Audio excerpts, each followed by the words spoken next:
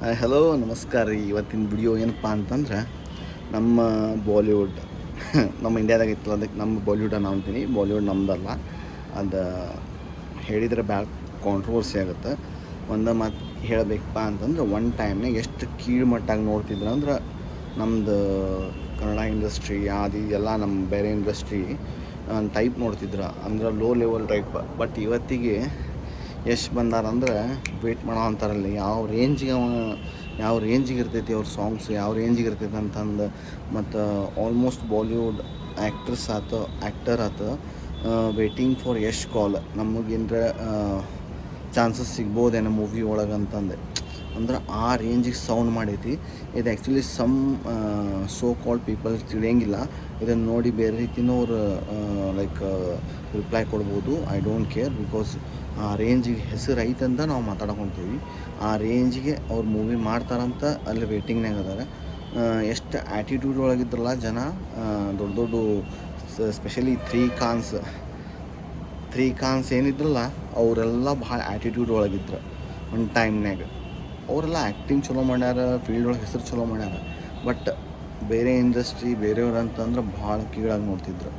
So ಅವ್ರಿಗಂಥೇಳಿ ಈಗ ಪ್ರಾಪರಾಗಿ ಉತ್ತರ ಕೊಡೋದು ಮೂವಿ ಒಳಗೆ ಬಾಯಿಲೆ ಮಾತಾಡಿದರೆ ಮಾತಾಕ್ಕವು. ಸೊ ಮಾತಲ್ಲ, ಮೂವಿ ಮಾಡಿ ತೋರಿಸಿದ್ರೆ ಪ್ರಾಪರಾಗಿ ಅವ್ರಿಗೆ ಅದ್ರದ್ದು ಎಫೆಕ್ಟ್ ಗೊತ್ತಾಗುತ್ತೆ.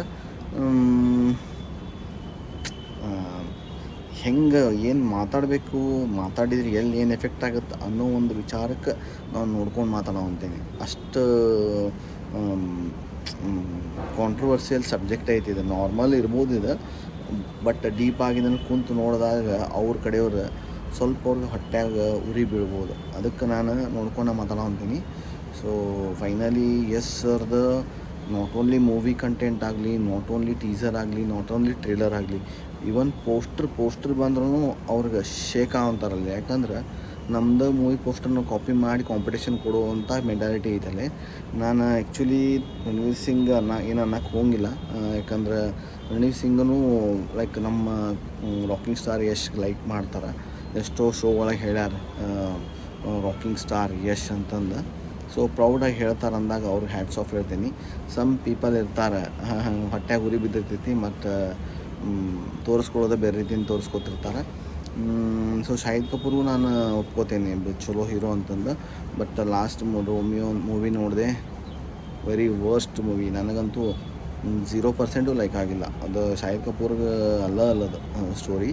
ಸೊ ಫೈನಲಿ ಯಶ್ ಸರ್ ಬಂದಾಗ ಯಾವುದೋ ಒಂದು ಮೂವಿ ಆಗಲಿ, ಯಾವುದೋ ಒಂದು ಕಾಸ್ಟಿಂಗ್ ಆಗಲಿ, ಯಾವುದೋ ಒಂದು ಏನೋ ಒಂದು ಪ್ರಾಜೆಕ್ಟಿಂದ ಏನೋ ಒಂದು ಹೊರಗೆ ಬೀಳಾಕುದೈತೆ ಅಂತಂದ್ರೆ ಅದ್ರದ್ದು ರೇಂಜೇ ಬೇರೆ ಇರ್ತೈತಿ.